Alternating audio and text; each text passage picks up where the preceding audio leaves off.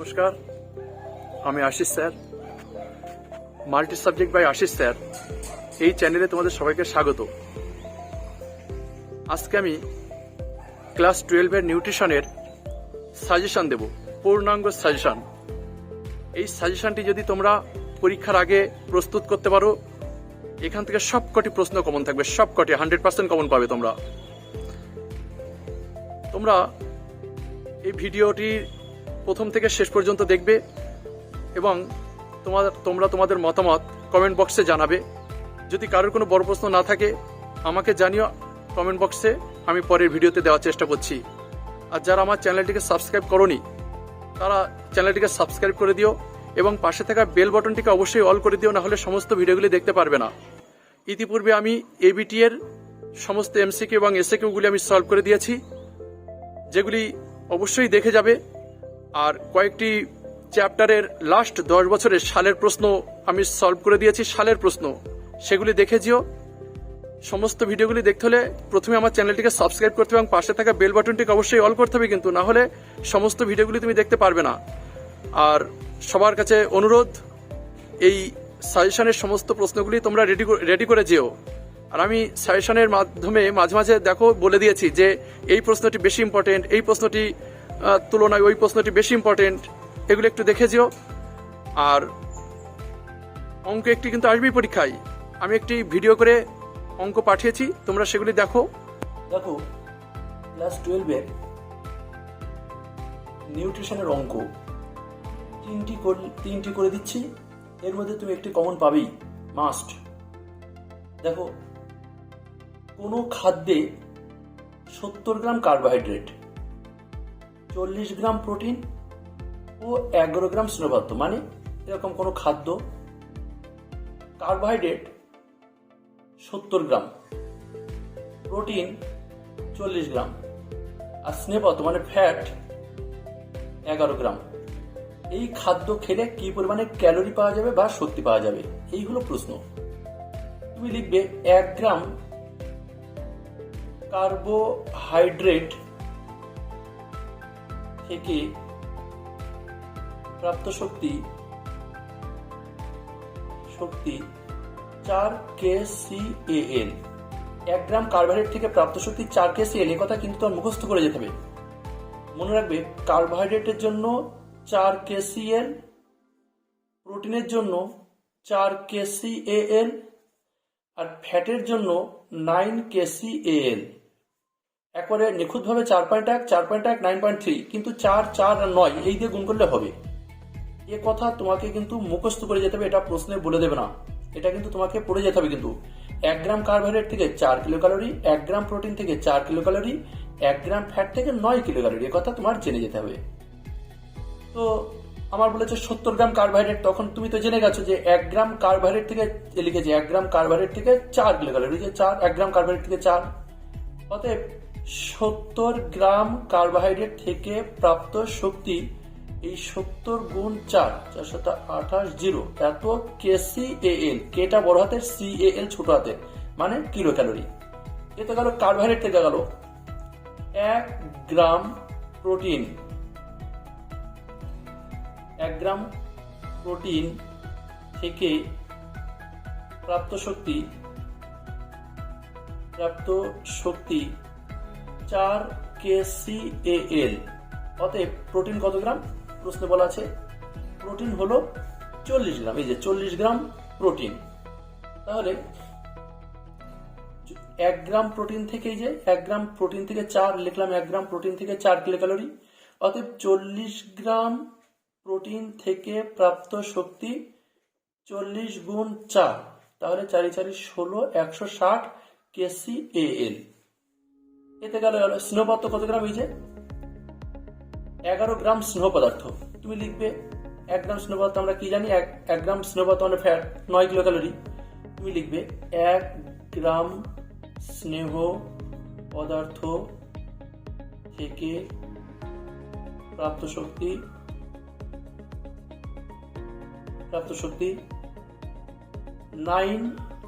9, এই যে লিখেছি ফ্যাটের জন্য 9 kcal। অতএব ক্যালোরি কত, এই ফ্যাট কত, 11 গ্রাম। প্রশ্নে বলা আছে 11 গ্রাম ফ্যাট। 11 গ্রাম ফ্যাট স্নেহ পদার্থ আর কি, এই স্নেহ পদার্থ থেকে প্রাপ্ত শক্তি 11 গুণ 9, তাহলে 9×11 kcal।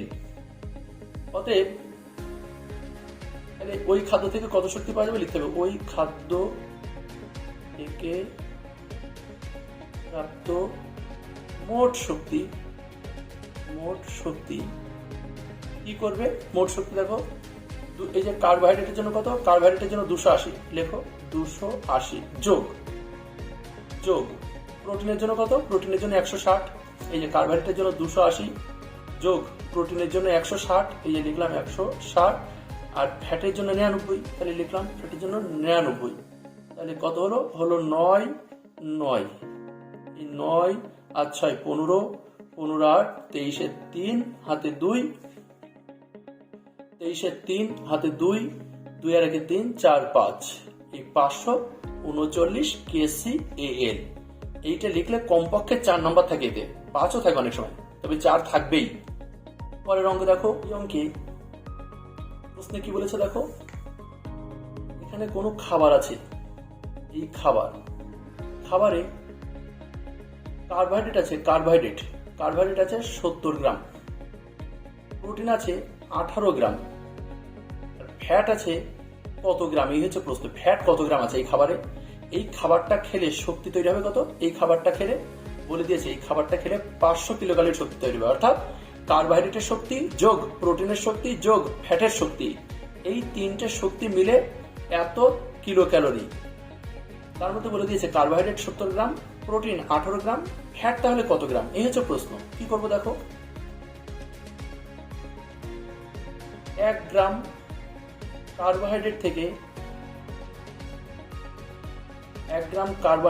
থেকে প্রাপ্ত শক্তি, এক দাগের অঙ্কে বলেছি 1 গ্রাম কার্বোহাইড্রেট থেকে 4 কিলোক্যালোরি পাওয়া যায়, মুখস্থ করে যেতে হবে।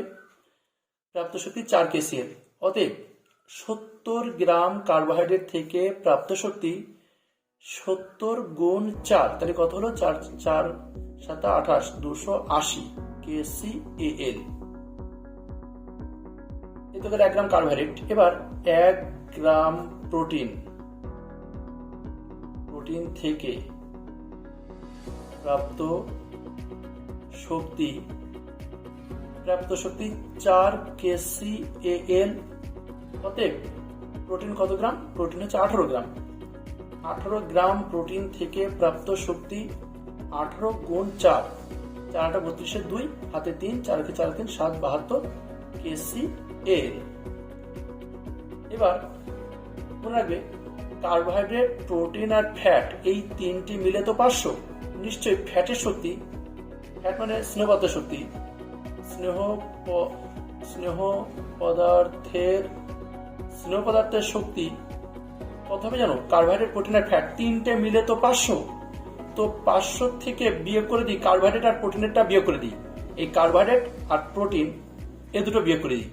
কার্বোহাইড্রেট 280, এই যে লিখলাম 280 আর 72, এই কার্বোহাইড্রেট আর প্রোটিন এই দুটোটা বিয়োগ করে দিই, এখানে কার্বোহাইড্রেট, প্রোটিন আর ফ্যাট, এর থেকে এই দুটো বিয়োগ করে দিই, কার্বোহাইড্রেট আর প্রোটিন বিয়োগ করে দিলে ফ্যাট করে থাকবে, তাহলে 500 মাইনাস এটা 2 আর কত, 8 হাতে 1, 7 থেকে 8, 8 8 0, 2 এর 2 এত। এবার 500 থেকে বিয়োগ করলে কত হবে, 500 থেকে বিয়োগ, ভুল করলাম তো, যোগ করতে হবে, যোগ মানে এই 2 এর 2 যোগ করলে হবে 2 এর 2, 8 আর 7 15, 5 হাতে 1, 2 আর 1 3, এই হবে। এবার এই দুটো যোগ করলাম, যোগ করে এই 500 থেকে বিয়োগ যাবে, তাহলে 2 আর কত হলে 8 হলে হাতে 1, 5 একে 6, 4 হলে হাতে 1, 3 একে 4, এটাই 148 kcal। স্নেহ পদার্থের শক্তি পাওয়া গেল। অতএব স্নেহ পদার্থের পরিমাণ, স্নেহ পদার্থের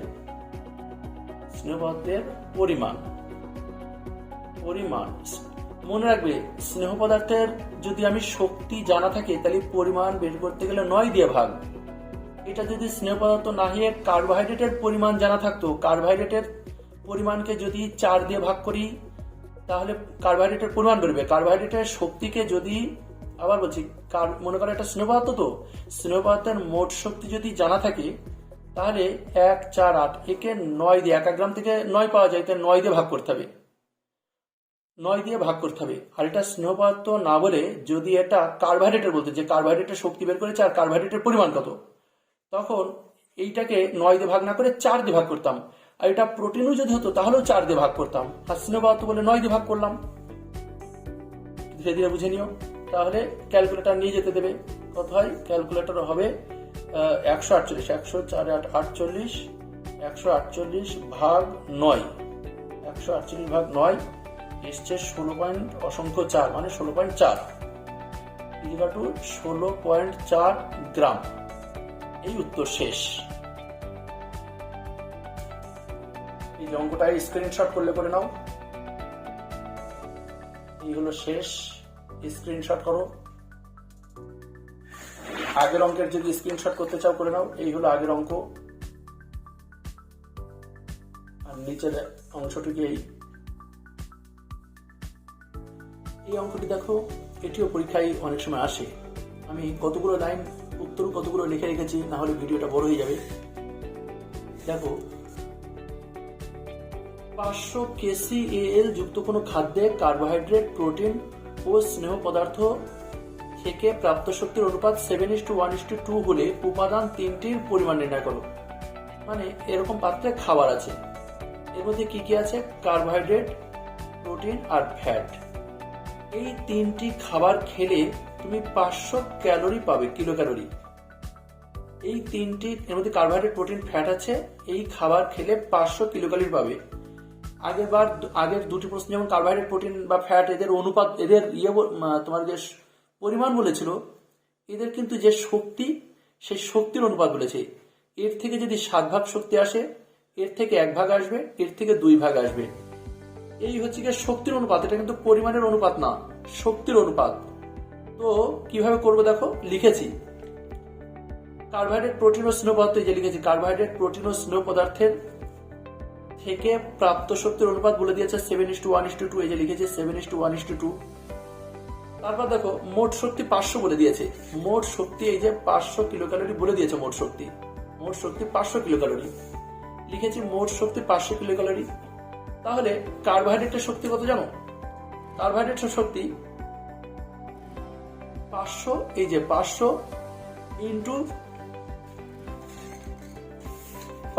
ইন্টু এইগুলি যোগ করা হবে। 7 যোগ 1 যোগ, এখানে করে নাও, 7 যোগ 1 যোগ 2 মানে 10 হয়। এটা রাফ করে নিলাম। এই 10 এখানে লিখলাম, এই যে 10, 7/10। মোট শক্তি কত? 500। কার্বোহাইড্রেট থেকে প্রাপ্ত শক্তি, কার্বোহাইড্রেট, তাহলে কার্বোহাইড্রেট, প্রোটিন আর ফ্যাট এর অনুপাত বলে দিয়েছে 7, 10, 2। কার্বোহাইড্রেটের জন্য 7, তাই 7 লিখেছি। আর এইগুলি যোগ করলে অনুপাতের যোগফল নিচে লিখতে হয়, 0 0 কাটা, তাহলে 5 7 35 এত kcal। ওই একইভাবে প্রোটিনের থেকে শক্তি কত জানো? মোট শক্তি তো 500, তার এই যে 1 লিখবো, প্রোটিনের জন্য 1, এই যে প্রোটিন মাঝখানে 1, 100/10 লিখলাম, 1/10। তাহলে 0 0 কাটা, কাটলে কত হবে? কাটলে হবে 50 kcal। এই হলো 50 বেরোলো, এই হলো 350 বেরোলো।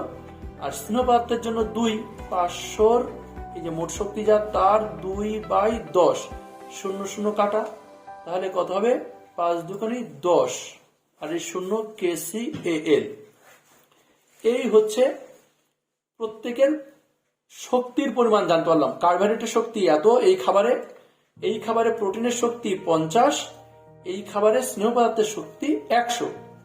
কার্বোহাইড্রেটের পরিমাণ যদি জানা থাকে, কার্বোহাইড্রেটের যদি শক্তি জানা থাকে, আগের অঙ্কে বলে দিয়েছি পরিমাণ জানার অঙ্ক হচ্ছে কার্বোহাইড্রেটের পরিমাণ শক্তি কত? 350 লিখলাম, 350 ভাগ কার্বোহাইড্রেটের শক্তিকে 4 দিয়ে ভাগ করতে হয়, করলে কত হবে লিখছি পরে। প্রোটিনের শক্তিকে, প্রোটিনের এই যে শক্তি কত? 50। প্রোটিনের যদি শক্তি জানা থাকে, ওকে 4 দিয়ে ভাগ করবো। আর স্নেহ পদার্থের শক্তি কত? 100। স্নেহ পদার্থের যদি শক্তি জানা থাকে, একে ভাগ করবো 4 দিয়ে। এগুলি বের করবো এখন, বের করলে সেটাই উত্তর হবে। এই যে কত হয় দেখি।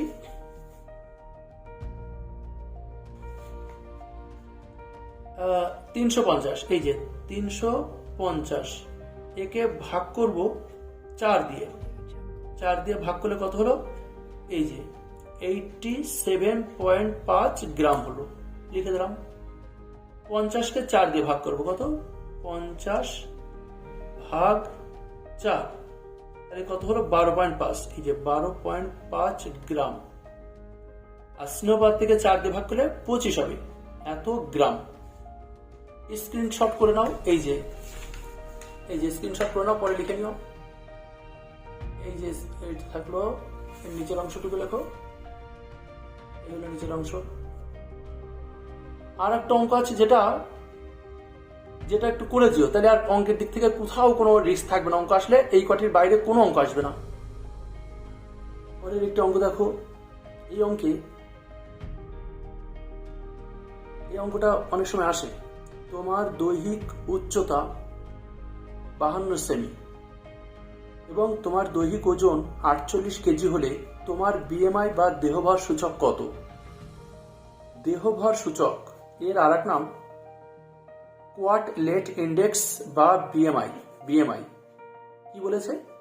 উচ্চতা বলেছে 152 সেমি আর ওজন বলেছে 48 কেজি, তাহলে বিএমআই কত? তুমি লিখবে দৈহিক উচ্চতা, হাইট লিখবে, এইচ মানে হাইট, ব্র্যাকেটে লিখবে দৈহিক উচ্চতা কত বলেছে, 152 সেমি, লিখলাম 152 সেমি। একে মিটার করতে হবে, মিটার করতে গেলে এদিক থেকে এদিক দিকে 2 ঘর যেতে হয়, 2 ঘর, এই যে 2 ঘর, তাহলে লিখলাম 1.52 মিটার। আর যদি প্রশ্নে মিটার বলে দিত এখানে, তাহলে কোনো অসুবিধা নেই, থাকতে এইভাবে। এবং ওজন ব্র্যাকেটে ডব্লু মানে ওয়েট, কত, 48 কেজি, এই যে প্রশ্ন বলে দিয়েছে 48 কেজি। তাহলে উচ্চতা লিখলাম এত মিটার, ওজন লিখলাম এত। বিএমআই বের করার সূত্র কি? বিএমআই বের করার সূত্র হচ্ছে W/H²। ডব্লু মানে কত? ডব্লু মানে এই যে ওজন মানে ডব্লু 48, তাই ডব্লুর জায়গায় 48 লিখে দিয়েছি, বাই উচ্চতা মানে কত, এই যে মিটার 1.52, এই যে 1.52, সেটাকে এখানে লিখলাম 1.52, স্কয়ার আছে বলে এই যে স্কয়ার দিয়েছি, 48 এর 48 লিখলাম, বাই 1.52 তার হোল স্কয়ার, মানে 1.52 গুণ 1.52, 1.52 যোগ করলে কত হবে? যোগ করলে হবে 2.3। তাহলে 48কে 2.3 দিয়ে যদি ভাগ করি তাহলে 20. এসছিল 86, 8টাকে 6, তো 6টাকে 8-এর 9 করে দিলাম, এটা আসন্ন করে দিলাম। এই হচ্ছে গিয়ে বিএমআই বের করার অঙ্ক। বিএমআই তাহলে 20.9। বিএমআই যদি 18.5 থেকে 23-এর মধ্যে থাকে তাহলে তার চেহারা একেবারেই স্বাভাবিক, তার স্বাস্থ্য স্বাভাবিক স্বাস্থ্যযুক্ত চেহারা। স্ক্রিনশট করলে করে নাও। এই আর নিচের অংশ হলো এই অঙ্কগুলো তুমি যদি করে যাও, এর বাইরে কোনো অঙ্ক আসবে না। এই 4টে অঙ্ক দেখে যেও, যার মধ্যে প্রথম 2টি থেকে দেয় এই সম্ভাবনা সবচেয়ে বেশি থাকে, প্রথম 2টি অঙ্কের। আর এই 4টি করলে তোমার কোথাও কোনো রিস্ক নেই, অঙ্ক এই 4টির বাইরে দেয় না, ঠিক এই 4টি নিয়ম দেখে যেও ভালো করে। আর কমেন্টে গিয়ে তোমরা তোমাদের মতামত লেখো, আমি কমেন্টগুলো দেখি নিয়মিত এবং সেই মতন আমি ভিডিওতে সংযোজন করে দিই। তোমাদের যদি কারোর কোনো বক্তব্য থেকে কমেন্টে গিয়ে লেখো। যদি দেখো যে কোনো চ্যাপ্টারের কোনো বড় প্রশ্ন দিতে হবে, আমাকে বলো, আমি দিয়ে দেবো। আমি যে সাজেশন দিয়েছি দেখো, সাজেশন সব আছে, ওই সাজেশনের বাইরে কোনো প্রশ্ন এবার আসার কথা না। সাজেশনটা ভালো করে দেখে যেও, সবকটি প্রশ্নের উত্তর দিতে পারবে। আর আমার চ্যানেলটিকে সাবস্ক্রাইব করে রাখো, পাশের বেল বাটনটিকে অল করে দিও, অল, তাহলে সমস্ত ভিডিওগুলো দেখতে পারবে।